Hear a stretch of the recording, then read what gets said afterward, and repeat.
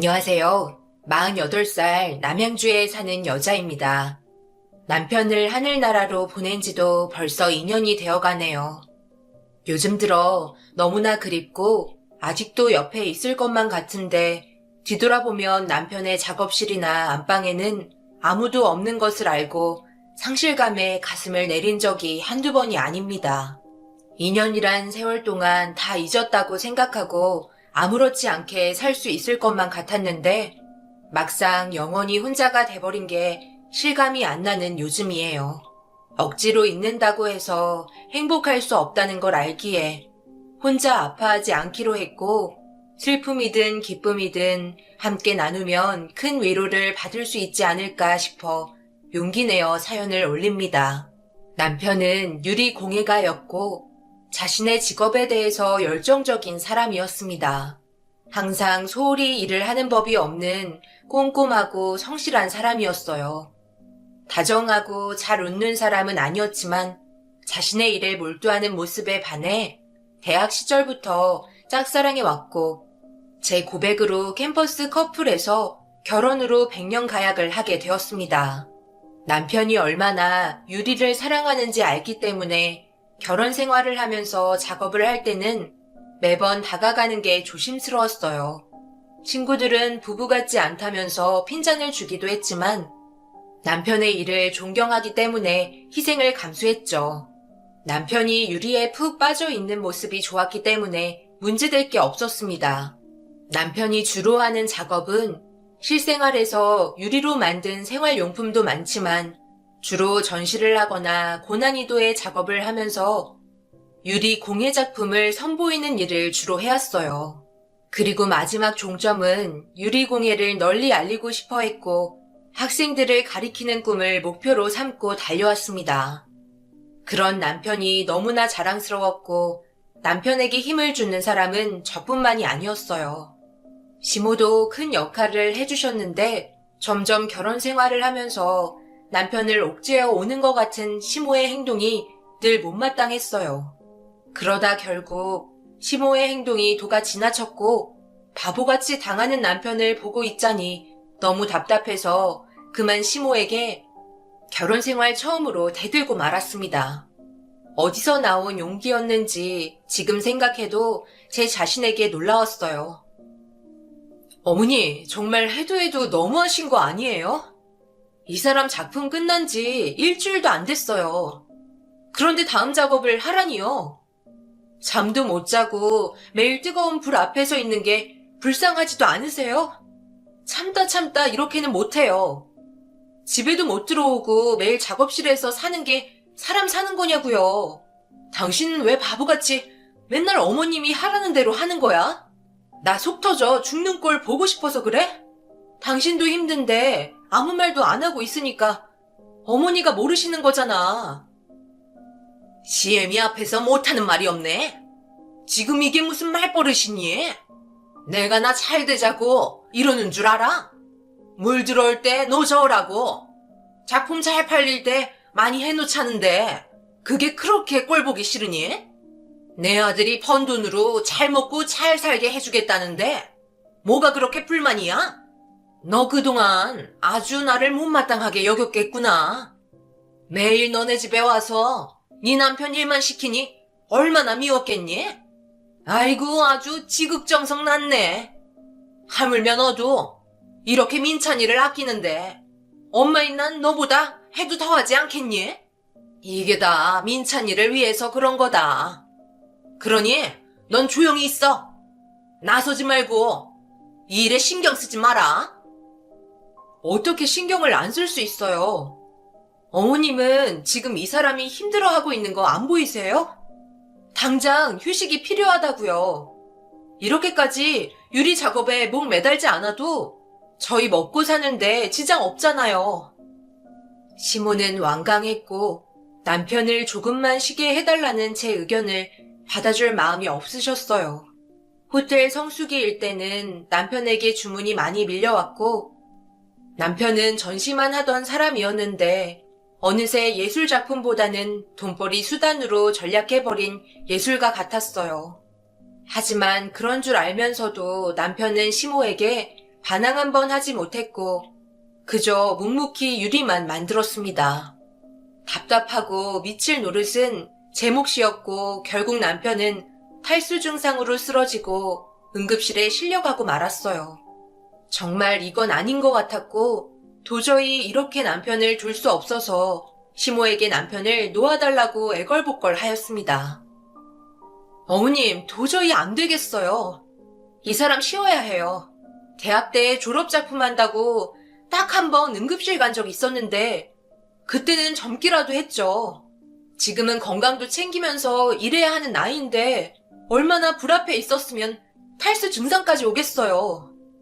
어머님, 제발 이번에는 제 뜻대로 하게 해주세요. 이 사람 더 이상 작업실에 안 보낼 거예요. 어머님이 반대하셔도 저 그럴 자격 있잖아요. 어머님이 얼마나 민찬 씨 아끼는지 알아요. 그렇지만 이번에는 제 뜻대로 하게 해주세요. 얘 좀 봐라. 네가 민찬이 아내다 이거지? 그 전에 내 아들이기도 해. 애미가 아들 안 되라고 하는 거 봤니? 다 나중에 너희들 위해서 이러는 거잖아. 민찬이가 예민해서 누군가 옆에서 꽉 잡아주지 않으면 해이해져서 안 돼. 그리고 당사자도 가만히 있는데 도대체 네가 왜 이렇게 난리야? 너는 그냥 내가 시키는 대로 민찬이 옆에서 보조해주고 음식에도 좀 신경 쓰고 작업실 청소도 하고 그러란 말이야. 나한테 눈 똑바로 뜨면서 따질 생각만 말고. 이번에도 역시 시모의 승리였고 남편이 못하겠다고 하지 않는 이상 시모는 완강했습니다. 3일 정도 입원을 한 후 체력을 회복하고 남편과 퇴원 수속을 마치고 집으로 가는 길이었어요. 남편은 기력이 다시 살아났고 남편에게 유리 만지는 일을 조금 쉬면 어떻겠냐고 조심스럽게 물었고 남편의 입에서 생각지도 못한 충격적인 말이 나왔습니다. 여보, 내가 생각해봤는데 말이야. 어머님 요즘 너무 조여오는 것 같지 않아? 예전에는 이렇게 심하게 당신 몰아붙이지 않으셨는데 마치 당신을 돈 버는 기계처럼 보는 것 같아. 우리가 매달 용돈도 드리고 작품 팔리면 반 떼서 드리잖아. 당신이 당장 유리 만지지 않아도 우리 사는데 지장 없을 만큼 내가 많이 저축해놨어. 돈 때문이라면 당신 당분간 유리 만지지 않아도 돼. 계속 주문것만 만들고 있고 원래 하고 싶은 건 유리에 이것저것 도전해보고 작품을 만드는 거였잖아. 그렇긴 한데 어떻게 한들 유리만 만지면 난 다 좋아. 어머니가 절대 악의적인 건 없으신 거 알지? 당신이 조금만 이해해줘. 내 유리를 찾아주는 사람들이 많아서 좋고 비록 쉴 틈은 없는데 찾아줄 때 열심히 하는 것도 맞는 것 같아. 당신한테는 항상 미안해하고 있어. 날 묵묵히 바라봐주는 거 다 알고 있고 고마워. 매일 작업만 하다 보니 당신을 챙길 시간도 없고 나한테 많이 서운한 거 아는데 어머니 말도 일리가 있는 것 같아. 아, 그리고 어머니가 이번에 중국에서 전시를 해보면 어떻겠냐고 하시네. 3년 정도 중국에서 작품 전시 준비해서 전시하면 내 경력에도 도움이 되고 나중에 교수직 할 때도 좋을 것 같아. 당장 일주일 있다가 떠났는데 당신한테 미리 말 못해서 미안해.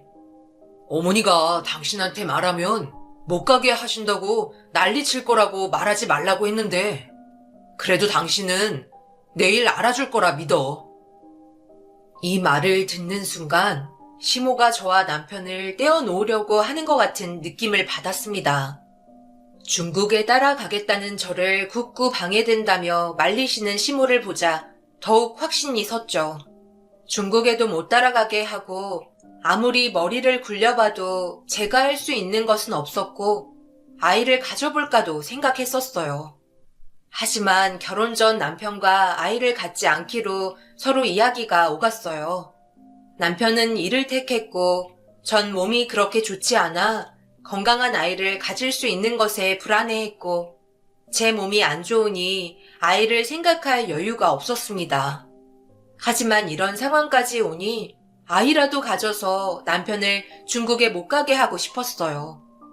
그렇지만 이 생각도 며칠 못 가고 남편이 원 없이 유리를 만질 생각에 빠져 있는 모습을 보자 체념을 했습니다. 또 중국 예술가들과 만날 생각에 들떠 행복해하는 모습을 보니 남편과 함께 있고 싶은 제 욕심 때문에 가지 말라고 할 수가 없었어요. 남편은 그렇게 중국으로 향했고 시모와 저는 통화로만 남편을 그리워했어요. 1년에 한 번씩 한국에 들어왔고 3년째 되는 해에는 한국에 아예 들어오질 않았어요. 통화도 점점 줄어들었고 시모에게 우리가 중국에 한번 가보면 어떻겠냐고 했지만 시모는 완강했고 남편 일에 방해하지 말라며 중국에 가길 원치 않아 했어요. 제 속은 계속 타들어만 갔고 결국 시모에게 중국에 다녀오겠다고 말을 하고 말았습니다. 너 내 말 어기고 중국에 가기만 해봐라. 아주 이혼을 시키고 말 거야. 남편이 좋아서 자기 일 한다는데 왜 자꾸 못 잡아먹어서 안달이니? 난 네가 정말 이해가 안 가는구나. 어련히 알아서 잘하고 있을 텐데 그렇게 남편에 대한 믿음이 없어서 어떡하니? 내 아들이 정말 불쌍하다. 이래서 남자가 좋아하는 결혼을 시켜야 했어. 네가 우리 아들 대학 때 쫓아다녔다면서? 난 별 볼 일 없는 네가 마음에 들지 않았어. 그런데 얼마나 아들을 귀찮게 했으면 아들이 마지못해 너랑 결혼을 했겠니? 내가 그때 말렸어야 했는데. 그럼 내 아들은 네 눈치 안 보고 마음껏 작품 활동할 수 있었을 텐데 말이야. 나도 네 눈치가 얼마나 보이는지. 내가 꼭 잘못한 것 마냥 너는 몰아가잖아. 어머님 무슨 말을 그렇게 하세요? 민찬 씨가 하는 게 어떻게 작품 활동이라고 말씀하실 수 있으세요? 유리 작품 뽑는 기계죠. 그나마 이번에 중국 전시회가 민찬 씨가 좋은 경력이 될 거라 저도 어머님께 감사해요. 그렇지만 중국에 못 가게 하는 건 이해가 안 돼요. 어머니도 민찬 씨가 걱정되시잖아요. 그러지 말고 저랑 일주일만이라도 다녀와요. 가서 맛있는 것도 해 먹이고 쉬게 하자고요. 벌써 3년이 다 돼가는데 연락도 뜸하고 어디 아픈 데는 없는지 걱정이 돼서 잠도 잘 안 와요. 전화라도 많이 해주면 좋은데 바쁜지 전화도 없어요. 그렇게 연락이 안 되는 이유를 모르겠니? 우리 아들이 바쁘다는 거잖아. 그만큼 일에 몰두하고 있다는 증거이고 걱정하지 말고 내가 아는 사람이 민찬이 아주 잘 있다더라. 이제 한국에 올 날도 얼마 안 남았으니까 조금만 더 참아. 아무튼 아들 괴롭히면 내가 다 가만 안 둘 거니까 알아두고. 이런 게 바로 내조라는 거다. 시모는 내조를 운운하면서 남편의 일에 방해 말라며 딱 잡아댔고 우리가 중국에 찾아가는 것은 안 된다면서 예술하는 사람 시간 뺏지 말자고 하시고 결국 나중에는 전화도 못하게 하셨어요. 3년을 어떻게 보냈는지 그래도 시간은 흘렀고 남편과 만날 날이 와서 공항으로 갔습니다. 드디어 함께 할 수 있다는 생각에 기분이 들떴고 시모와 함께 공항으로 가는 길이 멀게만 느껴졌어요. 그렇게 보고 싶었던 남편의 얼굴을 봤는데 3년 만에 본 남편을 못 알아보고 말았습니다. 민찬아, 오느라 고생 많았다. 아무리 가까운 나라라도 음식도 안 맞고 환경도 안 좋았을 텐데 얼마나 고생했어 그래. 그동안 여기서 네 소식 들으면서 엄마는 매일 기도했어. 너 하나 잘 되라고 말이야.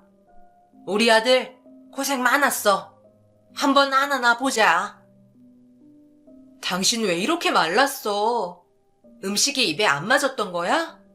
완전 딴 사람이 돼서 온 것 같아. 내가 알던 민찬 씨 맞아? 넌 도대체 뭐가 그렇게 매사에 불만이니? 이래서 여자는 집에만 있으면 안 되는 거라니까. 남편이 힘들게 중국에서 돈 벌어왔는데 하는 소리라고는 3년 만에 만난 남편한테 남편이 맞냐니? 그게 할 소리니? 오늘 우리 배 터지게 맛있는 거 먹자. 아들, 뭐 먹고 싶은 거 없어? 이 엄마가 다 사줄게. 넌 민찬이 짐 갖고 와야지. 두 사람 또 다투는 거예요? 이제 그만 좀 하세요. 어머니, 짐은 제가 들게요. 이제 이 사람한테 뭐라 하지 마세요. 제 걱정한다고 힘들었을 텐데. 여보, 미안해. 그리고 제가 두 사람 위해서 선물 사왔어요. 마음에 드셨으면 좋겠네요. 남편은 점점 분위기가 안 좋아지는 걸 느꼈는지 저와 시모의 대화를 끊었고 공항을 나왔습니다.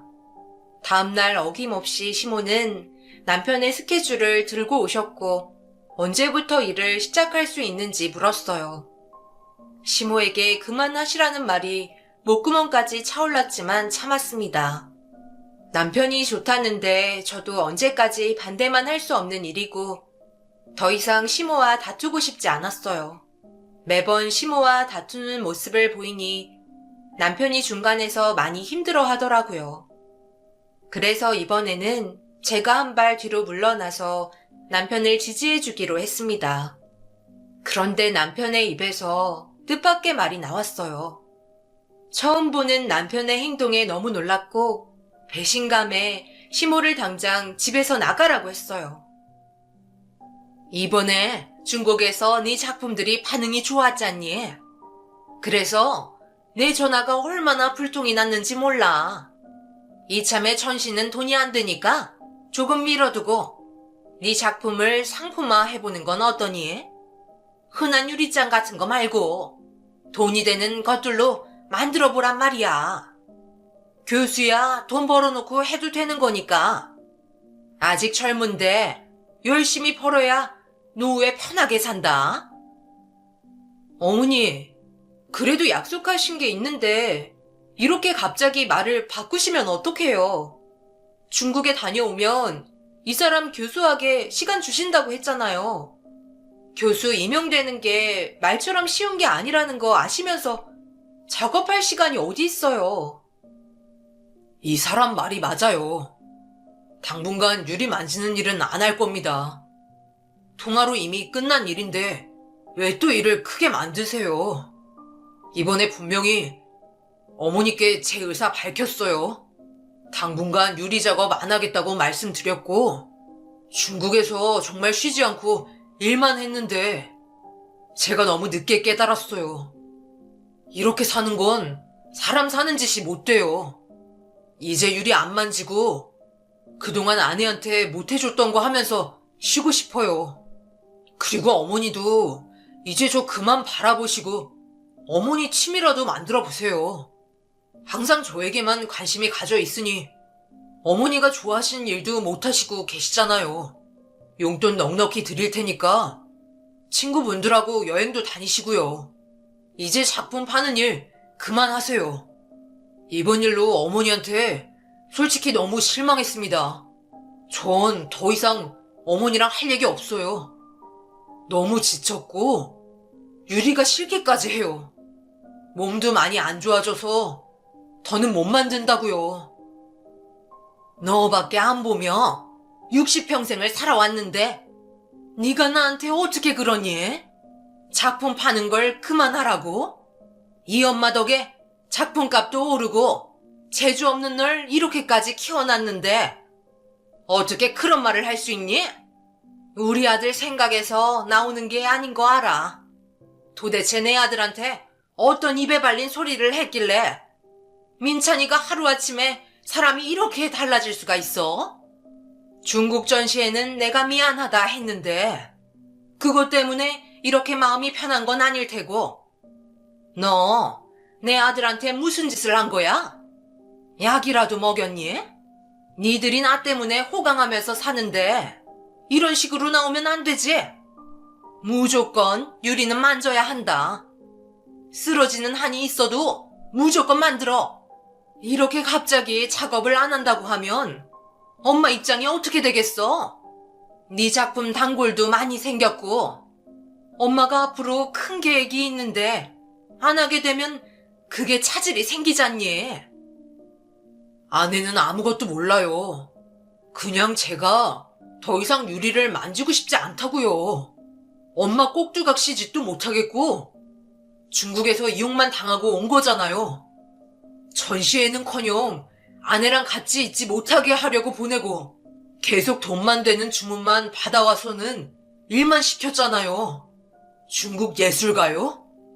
가서 공부도 하고 오고 좋을 거라고요? 그 덕에 전 시력도 점점 잃어가고 있어요. 작업 환경은 얼마나 열악한지. 그나마 아내와 어머니가 있는 한국에서 작업하는 게 훨씬 좋았어요.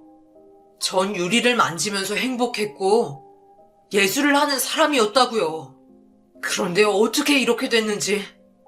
어머니, 이제 그만하세요. 이렇게 하고 싶은 일 마음껏 하게 해주신 것도 어머니 역할이 크시다는 거 알아요.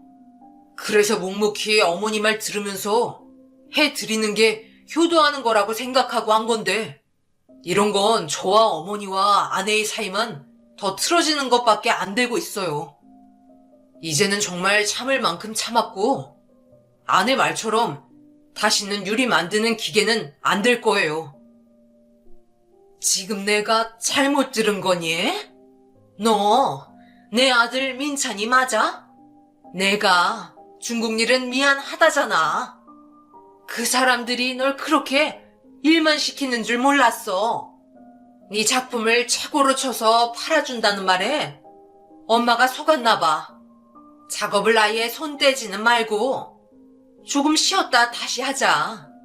엄마가 이제 많이 안 받아오고 제일 비싼 것들만 주문 받아올게. 네 재능이 너무 아깝잖니?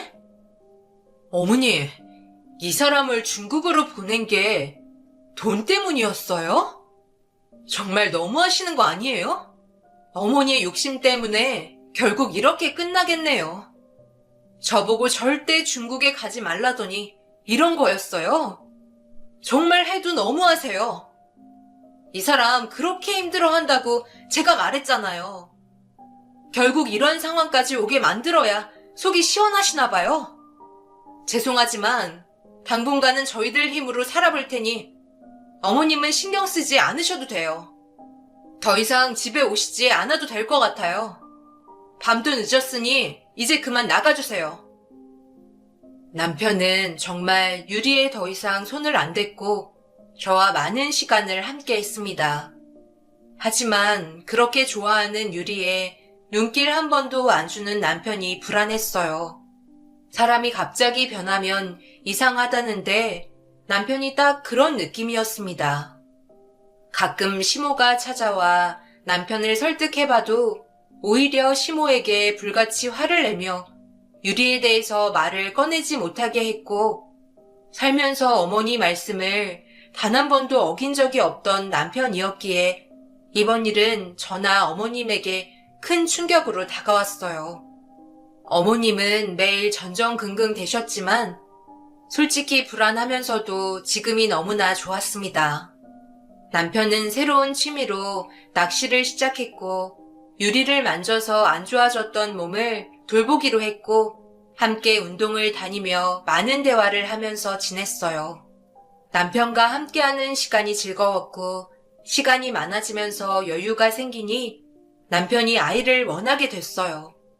서로 늦은 나이인 걸 알고 몸 상태도 좋지 않아서 걱정이 많이 됐습니다.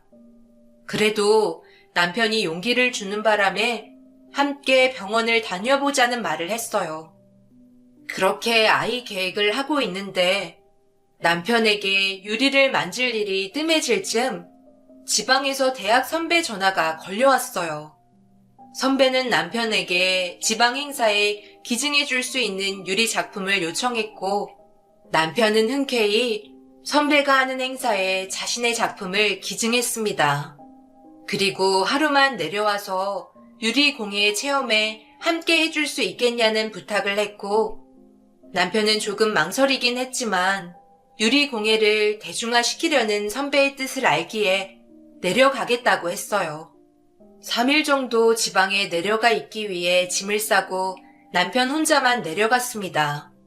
남편은 짐을 싸는 동안 오랜만에 만지게 될 유리 작업 때문에 흥분한 듯 보였어요. 그런 모습을 보자 남편은 역시 유리 없으면 안 되는 사람이구나 라고 느꼈습니다. 어머니의 버릇을 고치기 위한 남편의 행동을 존중했고 이번에 어머님도 남편의 일에 손을 놓으시길 바랬어요. 남편이 항상 어머니 일에 반대를 한 적이 없고 바보처럼 당하고만 있는 줄 알았는데 남편도 어머니의 행동이 지나치다는 걸 알고 있었고 어머니가 그동안 자신에게 기대시는 것들을 고치기 위해 유리에 대한 열정을 일부러 참고 있었던 거였습니다.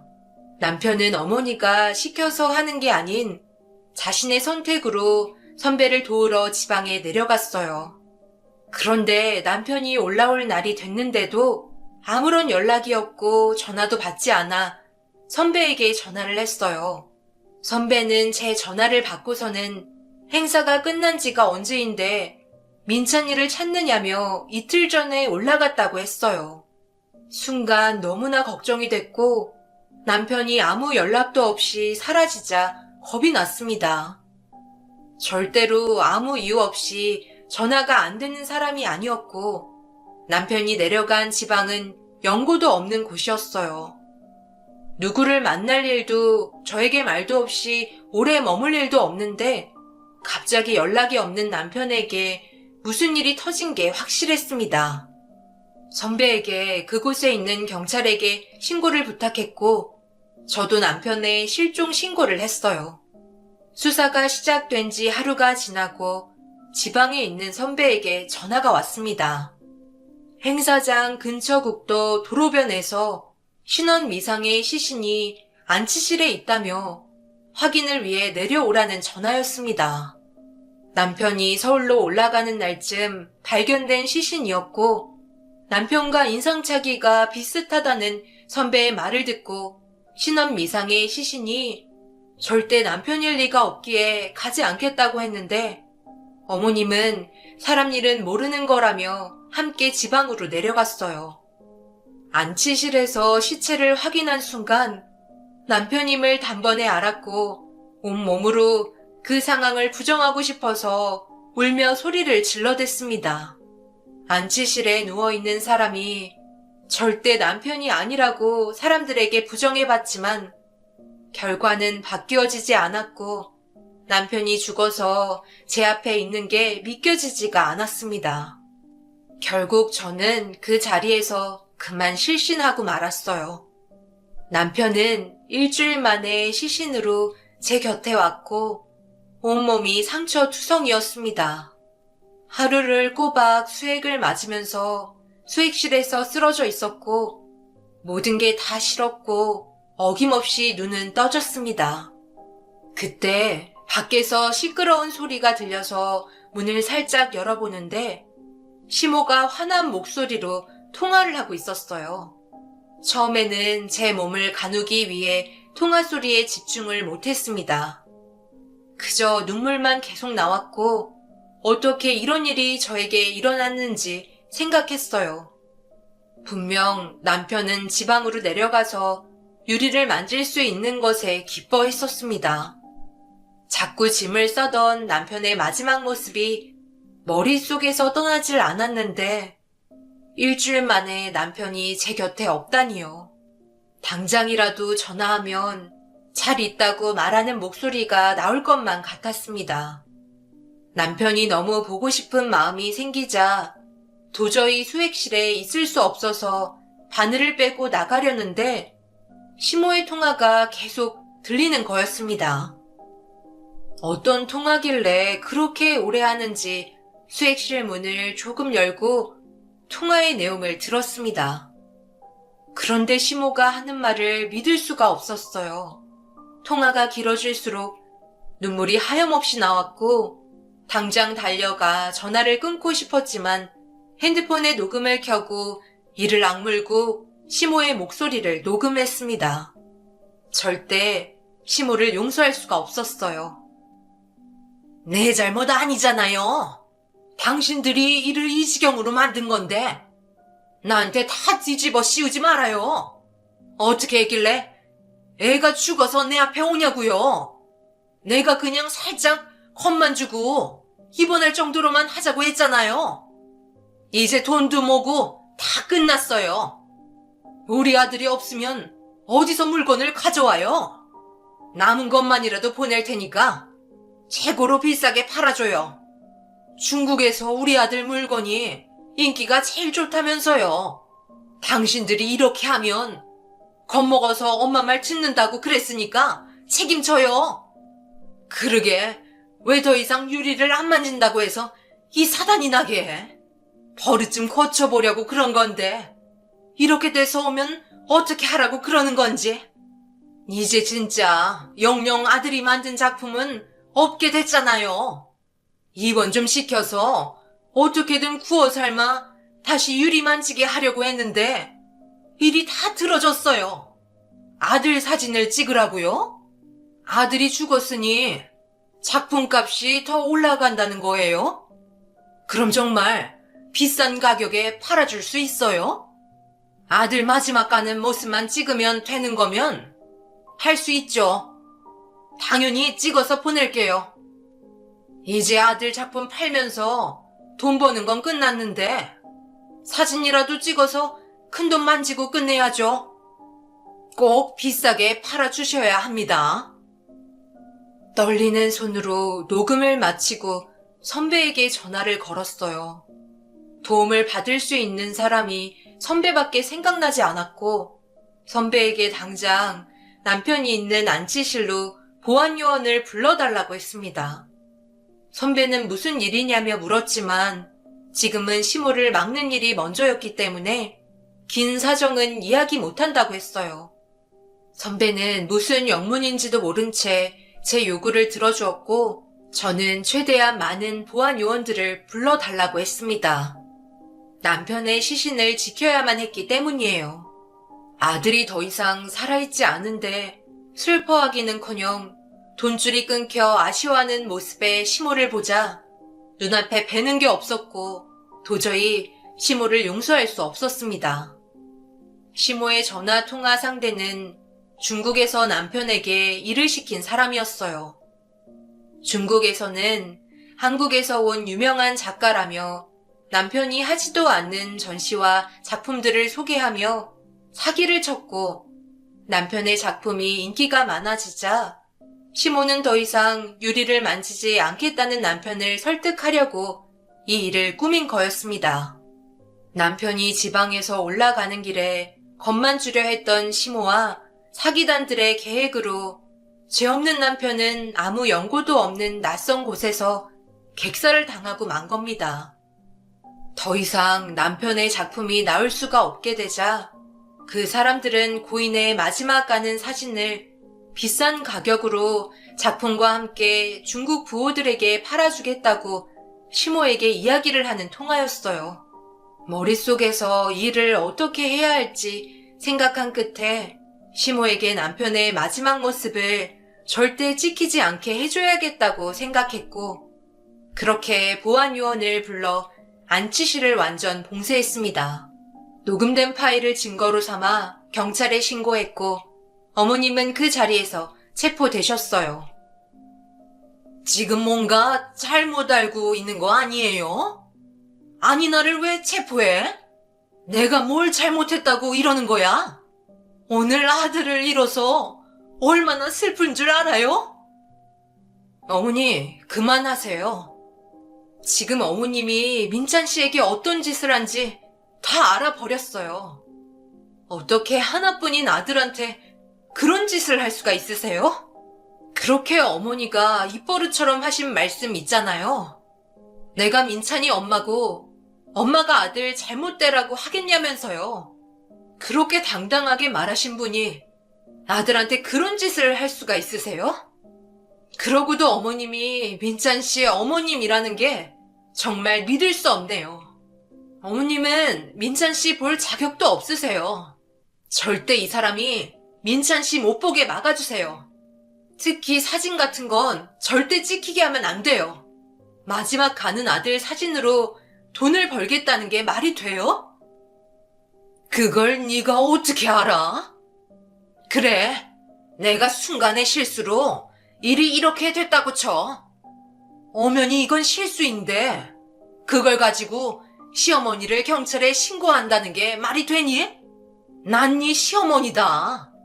널 딸같이 생각하면서 민찬이랑 둘이 잘 살게 하려고 했는데 이 상황을 만들어. 적어도 나한테 확인은 해봐야지. 뭘 믿고 네가 날 신고했는지 모르겠다. 수핵실에서 다 들었어요. 어머니가 누구와 통화한지 다 알았다고요. 절대 용서할 수 없으니까 법대로 하세요. 민찬 씨가 어머님 아들이라는 게 정말 불쌍하고 자신의 어머니가 이런 짓을 한 걸 알면 민찬 씨가 하늘에서 울 거예요. 시모는 끝까지 실수였고 공모한 사실을 부인했지만 녹음 파일을 틀어주자 일정 부분 인정한다며 자백을 했습니다. 남편은 생전에 자유롭게 여행을 다니고 싶어 했고 그래서 마지막 가는 길을 바다 장례로 치러줬어요. 비록 살아서 자유롭지 못한 남편이었지만 죽어서는 어디든 마음 편히 다니게 해주고 싶었고 하고 싶은 일을 하며 자유롭게 돌아다니길 바랬어요. 시모의 죗값은 징역 8년이 나왔고 남편이 시모에게 당한 것에 비하면 터무니없는 죗값이어서 현재 항소 준비 중에 있습니다. 시모는 나이가 많고 기력이 쇠해지고 있다는 이유로 말도 안 되는 핑계거리들을 들어놓았고 반성을 많이 하고 있다며 호소했고 그 모습을 보고 있자니 정말 말이 나오지 않았어요. 아들이 죽었는데 이렇게 뻔뻔할 수가 있을지 놀라웠습니다. 몸이 안 좋다는 시모의 말을 듣고 있자니 세상이 다 원망스럽더라고요. 그런데 그렇게 원망하고 미워하면 뭐합니까? 남편은 이 세상에 없는데요. 죄를 뉘우치고 있다고 말한들 하늘로 간 남편이 살아 돌아오지 않는 건 엄연한 사실이기 때문에 이 상황을 부정할 수가 없습니다. 시모는 저에게 선처를 부탁하지만 전 남편의 어머니라도 용서할 수가 없을 것 같아요. 하지만 가끔씩 이런 생각도 들 때가 있습니다. 남편이라면 어떻게 했을까? 그래도 자신의 어머니인데 제가 이렇게까지 죗값을 물게 하는 게 맞는 건지, 혹시나 하늘에서 남편이 슬퍼하고 있는 건 아닌지 매일 후회와 갈등 속에 살고 있습니다. 특히 이맘때쯤이면 이런 생각들이 더 저를 힘들게 하네요. 여러분, 전 남편을 위해서 정말 잘하고 있는 걸까요? 아니면 이대로 모든 걸 놓고 제 삶으로 돌아가야 하는 게 맞는 걸까요? 긴 사연 읽어주셔서 감사합니다.